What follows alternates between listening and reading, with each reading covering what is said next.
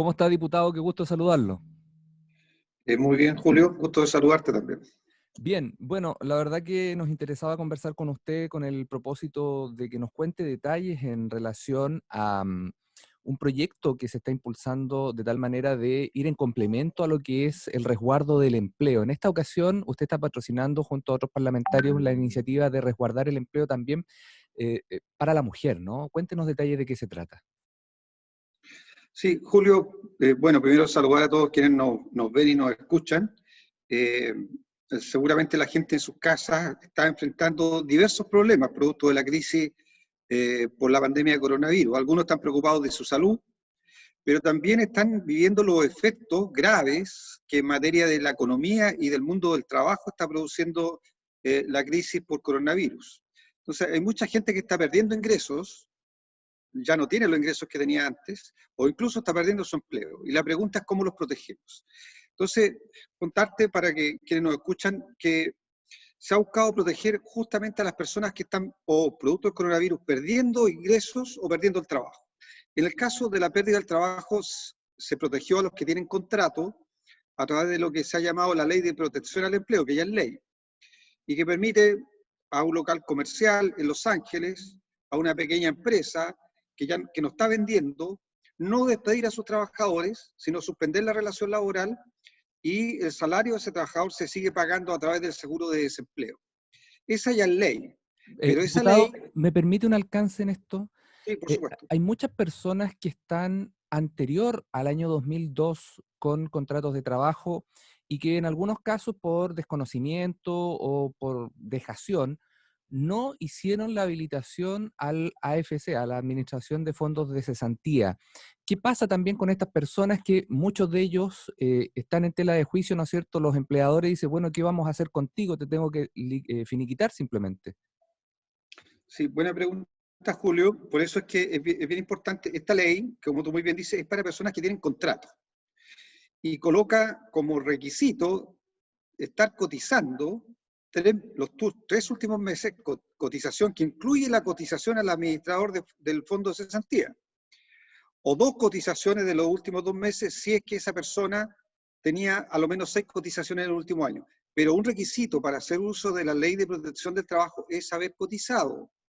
Y entre las cotizaciones está la cotización al administrador de fondos de cesantía. Por lo tanto, el que no está en la administración de fondos de cesantía porque no cotizó está fuera de la ley. Y por lo tanto no se puede acoger a la Ley de Protección del Empleo. Pero quiero justamente para ir a ese tema dejar despejado que esto es para personas que tienen contrato y cotizaron. 3 meses o los 2 últimos meses, siempre que hayan cotizado la administradora de fondos de pensión. Ahora se va a empezar a discutir la próxima semana un segundo proyecto de ley, que es para los que no tienen contrato. Hay trabajadores que no tienen contrato, porque son trabajadores independientes.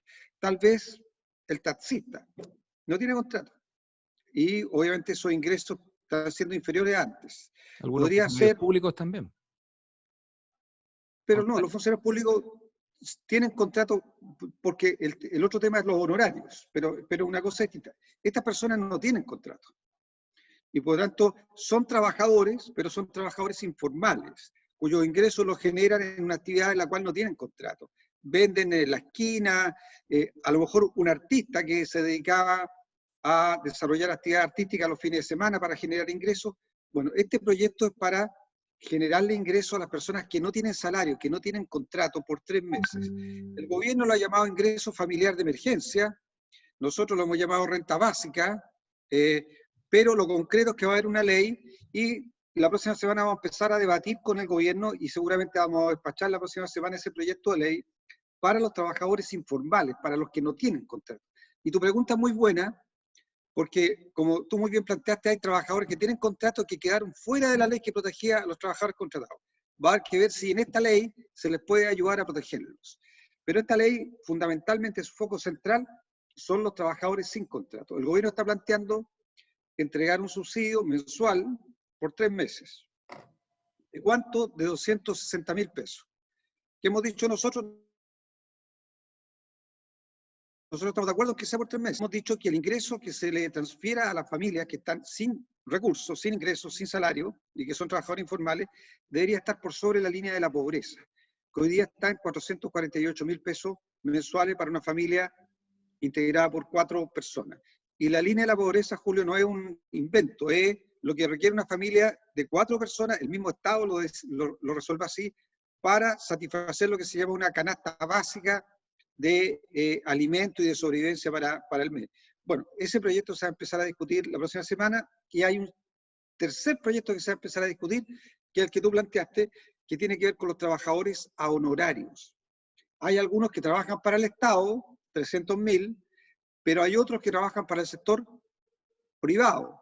Voy a colocar a alguien que prestaba, por ejemplo, un servicio de asesoría comunicacional a una empresa.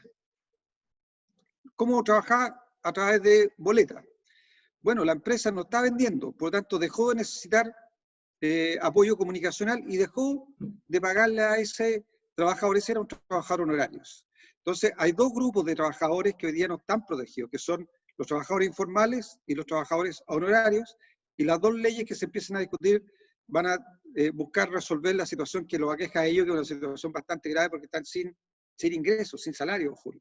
Sí, pero ¿en qué quedó este cambio en la ley de honorarios, sobre todo que se empezó a aplicar el 0,75 de retención adicional con el propósito de que estas personas igual pudieran empezar a cotizar? ¿Esto vuelve a foja cero o también va de la mano con este nuevo proyecto? El proyecto no ha ingresado, ya hay un acuerdo con el gobierno de que ingrese un proyecto para resolver la situación de los trabajadores honorarios. No conocemos el contenido. ¿Ah? Una de las cosas que se ha planteado al gobierno para los trabajadores honorarios es que durante el transcurso de este año no se le hiciera la retención de impuestos, sino que se les devolviera, con el objeto de ayudarlos para que tuvieran recursos líquidos para enfrentar las dificultades que tienen. Pero no sabemos si eso va a estar incorporado dentro del proyecto de ley que va a enviar el gobierno. Nosotros por lo menos, o por lo menos yo he sido partidario, de que durante el transcurso de este año se haga esa devolución de impuestos para que la gente tenga plata en el bolsillo, porque hoy día la necesita, porque está perdiendo ingresos, porque no se están desarrollando las actividades en las que trabajaba. Entonces, ley de protección del empleo para los que tienen contrato, ley que va a ir a entregar un ingreso mensual por 3 meses a los trabajadores informales, y un proyecto de ley cuyo contenido no sabemos todavía, que tiene que ver con los trabajadores honorarios. Esta tramitación, ¿cuánto podría durar? Porque sin lugar a dudas las necesidades hoy, diputado. Sí, no, bueno, qué bueno que pusiste ese tema. Todos los proyectos de esta naturaleza lo hemos tramitado con mucha rapidez. Hay que recordar que ya ley el ingreso mínimo garantizado, ley el bono COVID, la ley que fortalece el fondo de garantías para la pequeña y mediana empresa, el FOGAPE, la ley de protección al empleo. Ahora, el problema que tenemos, que yo creo que ahí el gobierno comete un error, son tantas leyes distintas que la gente se confunde. Entonces no sabe exactamente cuál le corresponde. Y vemos situaciones muy dramáticas como los adultos mayores que van a cobrar el bono COVID, ¿ah? Cuando no les corresponde, porque el bono COVID era para las personas que no tenían ingresos, o sea, para las que no tenían ni salario Uf, ni pensión. claro. Entonces se produce una confusión. Por eso es que yo creo que el gobierno comete un error. Cuando hay situaciones tan dramáticas, es mejor tener pocas herramientas, buenas herramientas, pero pocas, y que la gente las pueda entender con mucha claridad. Cuando hay tantas, uno se confunde y de repente piensa que alguna ley lo beneficia, pero en realidad está destinado a otro grupo de la sociedad. O al revés, ¿por qué no se hizo una sola ley detallando artículo por artículo los beneficiarios? Dilatar más Sí, quizás la postura y la necesidad de las personas. Eh, Ahora bien, en frente a este resguardo del trabajo para la mujer, ¿de qué se trata esto, diputado? sí, lo que pasa es que, bueno, primero respecto al último punto, mira, aquí se produce la contradicción. El presidente dice que se viene preparando para enfrentar la pandemia desde enero, pero estamos terminando abril y todavía no están todas las leyes que se requieren para enfrentarla. Como tú muy bien dices, en marzo tal vez debimos haber hecho una sola ley en materia de pequeña y mediana empresa y una sola ley en materia laboral para proteger a los distintos tipos de trabajadores. Pero bueno, yo creo que se ha actuado tarde y que los trabajadores necesitan la ayuda ayer, no mañana. Una de las cosas que vamos a plantear a propósito de eso es que el beneficio que se ha entregado a los trabajadores informales no se pague en mayo, se empieza a pagar en abril, o sea, se puede pagar de manera retroactiva. Respecto a las mujeres, mira, hay dos cosas hoy día, lamentablemente, el Servicio Nacional de la Mujer y Equidad de Género está suspendiendo un programa, y nosotros lo hemos denunciado, que es un programa que se llama 4 a 7, para que nos escuchen en sus casas. Hay mujeres que trabajan, a lo mejor hoy día siguen tratando de ir a su trabajo para no perderlo, pero tienen hijos. Entonces, había un programa que atendía a sus hijos de las 4 de la tarde a las 7 de la tarde, a los niños de 6 a 13 años, para poder cuidarlos mientras su mamá salía del trabajo. Ahí, en ese programa trabajan 1.200 mujeres profesionales a lo largo de todo Chile. El Servicio Nacional de la Mujer decidió suspender el programa y por tanto despedir a las personas. Y esto es bien ridículo, Julio, porque mientras el gobierno y el Estado le están diciendo al sector privado y a todos los, no despida a trabajadores, protéjalos, el Estado no está protegiendo a sus trabajadores, los está despidiendo. Es completamente contradictorio, y lo que le hemos pedido al ministro del Interior y a la ministra de la Mujer es echar atrás esta medida del Servicio Nacional de la Mujer. Y lo segundo son las asesoras del hogar, que no están cubiertas por la Ley de Protección del Empleo o están cubiertas de una manera muy mínima. Y nosotros esperamos que también este sector de trabajadoras, asesoras del hogar, pueda ser incorporado en la ley que va a proteger a los trabajadores informales.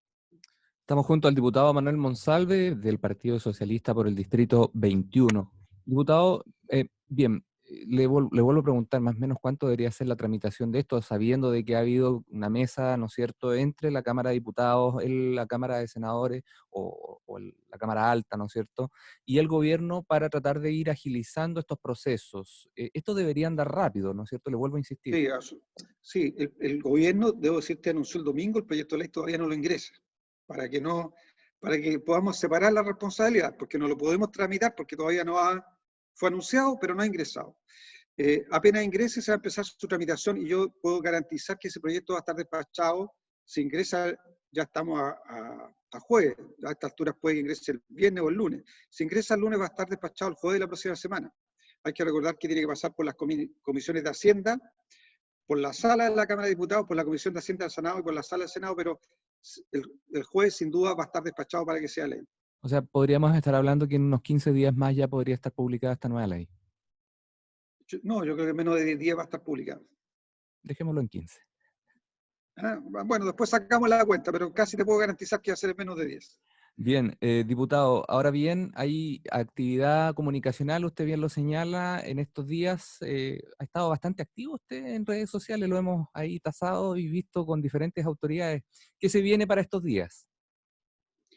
Bueno, hoy día a las 20 horas a través de Facebook Live vamos a conversar con la ministra de Salud, Elia Molina, junto al alcalde de Los Ángeles, Esteban Kraus, porque han habido varios temas que la gente nos escucha, ha sentido que están en la polémica y creemos que necesita más información. Por ejemplo, se ha generado todo un debate respecto a si se debe reabrir los colegios o no, y cuáles son las condiciones en las cuales los establecimientos educacionales se deben abrir. El ministro Mañalich ha dicho que fue un error cerrar los colegios y ha generado toda una polémica. Pero lo importante es que hay niños en las casas, que hay padres que están preocupados por este retorno progresivo a clase y que quieren saber en qué condiciones debería hacerse y cuándo debería hacerse. ¿Ya? Entonces, hay experiencia internacional. España, te quiero decir, que va a volver recién a clase en septiembre, 5 meses sin clases. Alemania, que es un país que tiene muchos recursos y que ha hecho las cosas bastante bien en el manejo de la pandemia, va a pasar 3 meses sin clases. Entonces, el retorno a clase parece prematuro, sobre todo en aquellas regiones como la región del Biobío o como la región metropolitana, donde siguen habiendo casos nuevos todos los días. O sea, el número de casos tiende, digamos, a mantenerse todos los días. No es la situación de otras regiones. En los lagos y los ríos los casos diarios han venido cayendo sistemáticamente. A lo mejor en esas regiones es más factible volver progresivamente a clase. Pero en otras zonas donde los casos siguen apareciendo todos los días y no disminuyen, es más difícil volver a clase. En segundo lugar, ese es un dato que hay que tomar en cuenta al volver a clase. ¿Tenemos casos nuevos todos los días? ¿Son menos o son más que antes? Bueno, si se mantienen igual o si son más y no vienen disminuyendo, es muy difícil sanitariamente tomar la decisión de volver a clase. Una segunda razón que hay que evaluar es cuánto nos demoramos en tener resultados del examen del PCR, que es para diagnosticar el coronavirus. Si nos demoramos 48 horas en tener el resultado, no conviene mucho volver a clases. ¿Por qué? Porque tenemos un paciente, le hacemos el examen y vamos a saber que está enfermo 2 días después. Y ya Y por tanto, van a haber contagios, no lo vamos a ver aislado a tiempo, no vamos a ver seguido sus contactos, no lo vamos a ver aislado. Por tanto, una zona que no tiene posibilidades de diagnosticar de manera rápida a través del PCR, corre un peligro al volver a clases. Entonces, son criterios sanitarios que el gobierno tiene que tomar en cuenta a la hora de tomar decisiones tan delicadas como volver a clases, porque tú lo decías, estamos entrando en invierno, entonces va a empezar a estar presente otras enfermedades además del coronavirus. El coronavirus tiene alta letalidad en los adultos mayores, pero vamos a ver influenza, vamos a ver virus sincicial respiratorio, vamos a ver adenovirus que tienen mayor efecto sobre los niños. Y hay que recordar que la campaña de vacunación en los niños no ha logrado tener toda la cobertura que corresponde. Solo la mitad de los niños están vacunados contra la influenza. Entonces, todos estos criterios sanitarios tienen que ser evaluados. Y por eso queremos conversar con el alcalde de Los Ángeles, Esteban Kraus, que tiene a su cargo el sistema educacional y por tanto está enfrentando el problema ahí encima, y también con una ministra de Salud como Elia Molina. Diputado, sé que no es su área ni tampoco está en la Comisión de Educación, pero existe mucha inquietud, sobre todo de parte de los apoderados de establecimientos particulares y particulares subvencionados, en relación al pago o el copago, ¿no es cierto?, que se hace mensualmente, y en este caso se está cuestionando mucho el que se está cancelando por un servicio que no se está ofreciendo. Sí. Bueno, yo creo que el copago está eliminado en una gran mayoría de establecimientos educacionales. Hay que recordar que en el gobierno anterior de la presidenta Bachelet se aprobó una ley que se llamaba la Ley de Inclusión y que terminó con el lucro, con el copago. Por lo tanto, la cantidad de establecimientos educacionales que tienen copago hoy día en Chile son pocos, no son tantos, la mayoría no tiene, ¿ya? Pero los que tienen copago están recibiendo la subvención estatal. Hay que recordar que no es que no le estén pagando, el Estado, a pesar de que no están prestando el servicio por el cual el Estado les transfiere recursos, le está haciendo las transferencias de la subvención educacional a los colegios particulares subvencionados. Y por lo tanto, ese recurso yo creo que representa más del 90% de sus ingresos, ¿ah? En la mayoría de los establecimientos. Y por lo tanto, yo creo que todos tenemos que adecuarnos a darle facilidad a las familias. Yo creo que esos establecimientos están recibiendo recursos que seguramente están por sobre lo que necesitan para mantenerse, Pero darle y lo están recibiendo facilidades del o Estado. terminar con este pago. ¿Cómo? Darle facilidades o terminar de frentón con este pago. Nosotros somos partidarios, siempre hemos sido partidarios de terminar con el copago. Hay que recordar que progresivamente Chile va a terminar con el copago, de aquí al, si no me acuerdo, al 2024. Pero creo que hay que darle facilidades, porque lo que se le cobra a las familias no es el elemento central que le da sostenibilidad económica a los colegios particulares subvencionados. Lo que les permite sostenerse económicamente es el pago de la subvención que hace el Estado. Y ese pago se está haciendo. Entonces lo que hay que hacer es un llamado a darle facilidades a los padres que están viviendo, no es que no quieran pagar, muchos de los padres no pueden pagar porque han perdido su trabajo o porque se han acogido a la ley de protección del empleo y tienen un salario más bajo, o porque eran trabajadores informales que le iba más o menos bien, pero hoy día están en una situación sin ingreso y por tanto hay que darle facilidades. Por último, reiteremos entonces la invitación para hoy a las 20 horas, diputado. Hoy a las 20 horas sí, vamos a conversar de fundamentalmente aclarar dudas sanitarias con dos personas que yo creo tienen, además yo tengo la experiencia legislativa, por lo tanto tengo una mirada del problema desde la discusión de la ley y de mi profesión de médico, pero vamos a ver la mirada de la ex ministra de Salud, hoy día decana de una facultad de medicina, y del alcalde de Los Ángeles, así que a través de Facebook Live, hoy día a las 20 horas la idea es poder conversar y contestar preguntas, así que invitar a la gente a poder conectarse. Muchas gracias por este contacto. Que tenga buen día. Muchas gracias a ti, Julio. Chao.